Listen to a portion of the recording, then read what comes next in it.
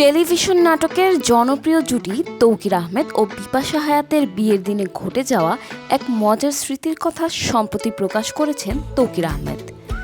এক অনুষ্ঠানে তিনি জানান, অতিরিক্ত মানুষের ভিড়ের কারণে একসময় তাদের বিয়ের আসর ছেড়ে দিতে হয়েছিল। তৌকির বলেন, ১৯৯৯ সালের ২৩ জুলাই ঢাকা সেনানিবাসের সেনাকুঞ্জ মিলনায়তনে তাদের বিয়ের আয়োজন করা হয়। দুই পরিবারের পক্ষ থেকে ৪,০০০ অতিথিকে আমন্ত্রণ জানানো হলেও উপস্থিত হন ৬ থেকে ৭,০০০ মানুষ। বিপুল জনসমাগম সামলানো কঠিন হয়ে পড়লে এক পর্যায়ে বরকনেকে পেছনের দরজা দিয়ে সরিয়ে বাসায় নিয়ে যাওয়া হয়। তিনি জানান, এত মানুষের ভিড়ে অনেকেই খাবার খেতে পারেননি। অবশিষ্ট খাবারের একটি অংশ পরে এতিমখানা ও বিভিন্ন স্থানে বিতরণ করা হয়।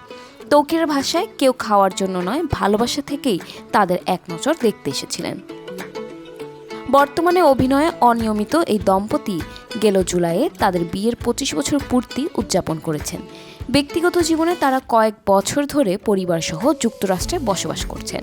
সময় পেলেই দেশে এসে পছন্দের কাজে যুক্ত হন তৌকির আহমেদ।